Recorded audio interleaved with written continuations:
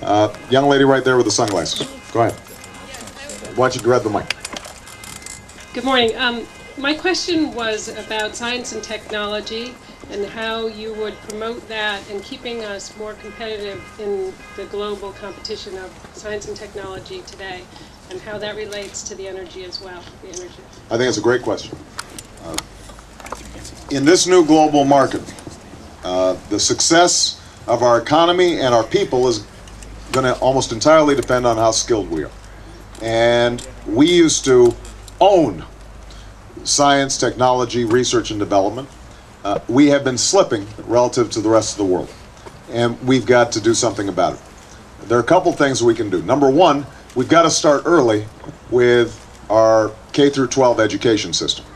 And that means that we're investing more in early childhood education so our kids are prepared for school. It means paying our teachers more and giving them more professional development and working with them and not against them to raise standards in the schools.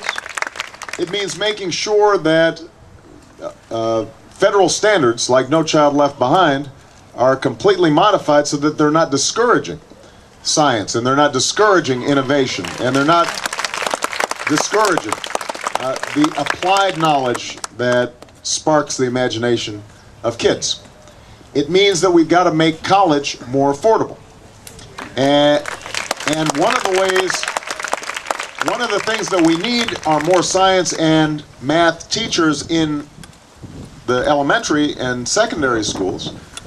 But the problem is that we're not recruiting those best and brightest kids to go into that because it pays so low. And they're too burdened with debt. So one of the things I'd like to see is a national service program that says to young people, if you are majoring in math and science and you want to go into teaching, we will not only knock off some of your debt, but we'll pay you a bonus to go into these schools that need help, especially schools that are chronically underperforming. So that's on the education side. We then have to increase our basic investment in research and development. And this administration, which has had a profound anti-science bias, has flatlined funding for basic science and basic research. And what that means is an effective decline when you include inflation. Now that causes two problems. Number one, we're not investing in the new discoveries that can lead to new technologies and economic growth. But the other thing is that those basic grants in research are what develop the new generation of scientists. And if we're funding less research, that means that there are less people who can go into the sciences. And so we're falling behind in terms of the number of scientists and researchers that we have. So I want to at least double our investment in basic science and research. And how this fits into energy, when you think about the baby boom generation, we had a huge spike in the number of scientists and engineers because they were inspired by a big project. You know, the space program inspired an entire generation to go into math and science and technology.